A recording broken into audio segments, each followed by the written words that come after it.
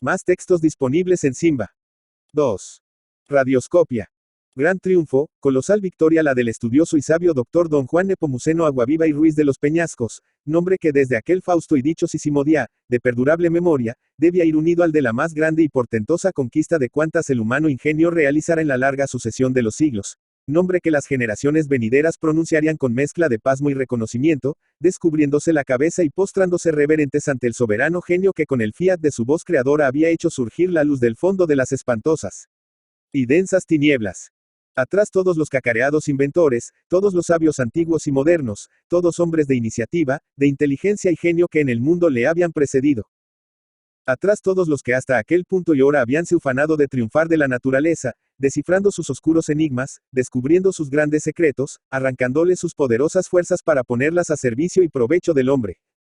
Enanos y pigmeos resultaban, comparados con él, Newton y Keplero, reveladores de la gran mecánica celeste, Fulton y Papin, dominadores de la fuerza expansiva de los gases y vapores, Franklin y Daguerre, árbitros de la luz y de las tempestades, Volta y Galvani, soberanos del invisible fluido eléctrico, Edison y Boethius con sus celebradas conquistas y descubrimientos, aprisionando el primero la palabra en un sutil alambre, y penetrando el segundo con sus famosos rayos en las interioridades de los cuerpos oscuros y opacos. El doctor Aguaviva dejábalos a todos en mantillas. Si Roentgen penetraba en los cuerpos, él penetraba en las almas. Si los rayos X iluminaban las tenebrosidades de la materia, los suyos, inominados todavía, alumbraban y hacían visibles las recónditas. 3. Intimidades del espíritu, las ideas, los sentimientos, lo que en los profundos senos de la humana conciencia se fragua y esconde, lo que no se ve, lo que nadie percibe, lo que solo a los ojos de Dios está claro, presente y luminoso. 20 años de incesante labor, de penosas vigilias, ensayos, esfuerzos y trabajo habíale costado tan prodigioso y nunca bien ponderado invento. 20 años de lucha, de agitación, de fiebre cerebral, de pasarse las noches de claro en claro y los días de turbio en turbio, como aquel famoso hidalgo manchego que inmortalizó Cervantes, viviendo encerrado en su laboratorio como el gusano de seda en su capullo, andando y desandando el camino. 1000 veces creyéndose ya en posesión del anhelado secreto y otras tantas viéndose frustrado en sus ilusiones, combinando ácidos y sales, limando una aspereza aquí, corrigiendo un error ala. Luchando unas veces con la excesiva velocidad y otras con la desesperante inercia. Haciendo infinitas combinaciones y mezclas, entregándose a la desesperación y sintiéndose poco después nuevamente alentado por la esperanza. ¡Qué 20 años aquellos! Pero ahora todo lo daba por bien empleado. La satisfacción y alegría del éxito compensabanle con creces de todas las fatigas, tristezas y sacrificios pasados hasta llegar a ver perfeccionado aquel monísimo aparato, un verdadero juguete, que sobre la mesa de estudio de su despacho lució la sorprendente complicación de sus 1000 ruedecillas habilísimamente dispuestas y engranadas. Aquello era realmente la última palabra de la ciencia, la verdadera columna de Hércules, sobre la que con razón y toda propiedad podía grabarse el non plus ultra del humano progreso. Hasta allí se había llegado, de allí no pasaría nadie. Bajo la suave presión de los dedos del mago Aguaviva, aquellas 1000 ruedecillas, brillantes, microscópicas, casi imperceptibles poníanse en rítmico y acompasado movimiento, de su fondo misterioso brotaba como un hilillo de luz, y el pensamiento de la persona que delante de la linda cajita se colocaba, aparecía claro, gráficamente dibujado, exteriorizado, hecho visible en la blanca lámina del maravilloso aparato. ¡Qué hermosura! Pero a la vez, ¡qué miedo! Aquellas rayitas tenues, ondulantes, ligeras, que en la lámina se dibujaban, blancas cuando los pensamientos eran inocentes y puros. 4. Rojizas si correspondían a ideas de venganza o de cólera, sonrosadas cuando decían amor, negras si manifestaban egoísmo, y así sucesivamente variando de color y de matiz, según los diferentes afectos, impulsos e ideas que reproducían, eran verdaderamente para inspirar más miedo que regocijo, desconfianza que simpatía, repulsión que cariño.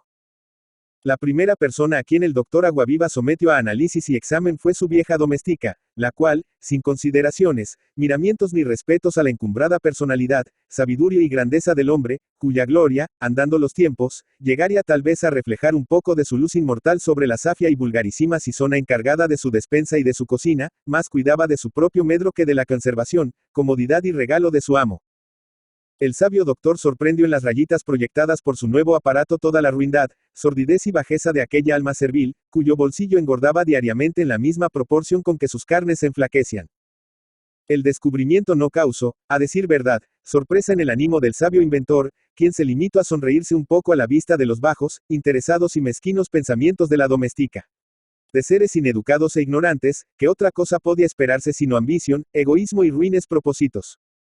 En el mundo, afortunadamente, no todos son safias y sisonas bernabeas, que así se llamaba la vieja, pensó el doctor, por cuya mente cruzaron en aquel momento los nombres de sus amigos, de sus admiradores, de sus devotos, de todas aquellas almas de élite que con su aplauso, sus delicadezas y bondades habíanle sostenido en sus largos y penosos días de lucha. Entre todos aquellos nombres, nombres sonoros, prestigiosos, 1000 veces repetidos todos los días en las columnas de los periódicos y por los labios de las gentes, uno acabó por absorber la atención y cómo sumir en dulce éxtasis el espíritu del doctor don Juan Nepomuceno. Felicitas. Felicitas era su Beatriz, la mujer ideal hecha carne y hueso, realidad y vida, cuyas miradas y sonrisas iban trazando entre los negros círculos de la vulgar y miserable existencia, el camino de luz que a las más encambradas esferas de la gloria conduce. 5. Allí, en las serenas y luminosas regiones de aquella alma virginal, enamorada y risueña, sí que sus ojos podrían recrearse sorprendiendo aquí y allá todas las bellísimas irisaciones, matices y esplendores del pensamiento noble, de la simpatía desinteresada y ardiente, del afecto generoso y sincero. Porque es de advertir que, por rara y singular excepción, amor y ciencia, o si queréis mejor, ciencia y amor no eran en modo alguno incompatibles, en el espíritu del famoso Aguaviva.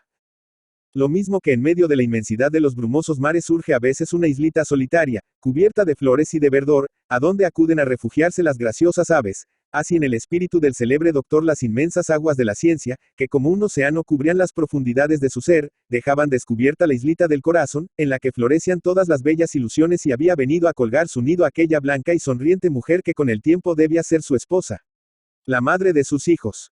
Y comenzó el desfile de los amigos más íntimos, de los admiradores más entusiastas, por el despacho de Aguaviva, el cual, dicho sea de paso, se guardó muy bien de manifestar a nadie la verdadera finalidad y objeto de su aparato, dando de él una explicación que distaba mucho de ser la verdadera. Y los admiradores y amigos, ajenos completamente a toda sospecha y muy tranquilos fueron dejando en la blanca lámina grabados sus pensamientos más ocultos, pensamientos ruines, pensamientos de intrigas, maquinaciones y envidias contra aquel a quien tanto fingían admirar y querer. Pobre Aguaviva, en un momento de desolación y desmayo, casi, le pesó de su invento. Quedábale, sin embargo, un supremo y hermoso desquite. El desquite de su Beatriz, de Felicitas, cuya grandeza y hermosura moral bastarían a borrar en él todas las otras impresiones dolorosas y amargas. El corazón del sabio latió atropelladamente y como caballo de carrera se agitó en su pecho cuando Felicitas se sentó delante del monísimo aparato. 6.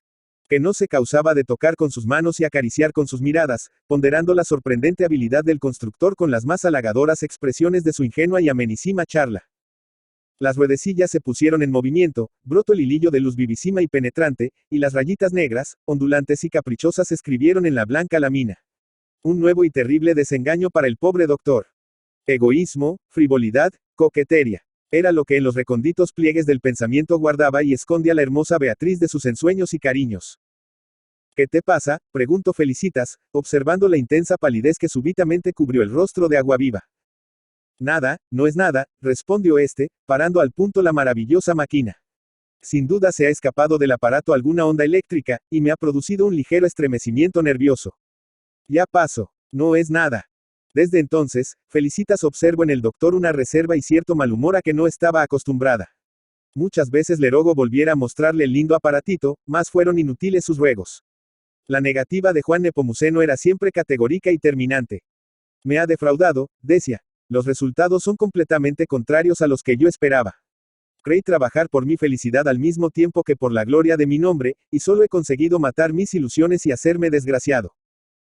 Sí, así es, replicaba Felicitas, rompe ese aparato. Los más prodigiosos inventos no valen lo que vale una ilusión, lo que vale la alegría de la vida. Rompelo. Aguaviva clavó en los ojos de su Beatriz una larga mirada de ansiedad y de ternura, y quedóse meditando en silencio. Felicitas decía la verdad, locura es la ciencia, si la ciencia no sirve para hacernos más dichosos, confiados y alegres. Juan Nepomuceno no vaciló ya. Tomó en sus manos la prodigiosa cajita, abrió la ventana que miraba al mar, y con toda su fuerza la arrojó lejos. 7. Muy lejos, al fondo del océano para que fuera juguete de las olas. Luego volvió a cerrar la ventana, y fue a sentarse al lado de Felicitas que tenía abierto sobre las rodillas un libro titulado, Amor y dicha son ciegos. 8. 9.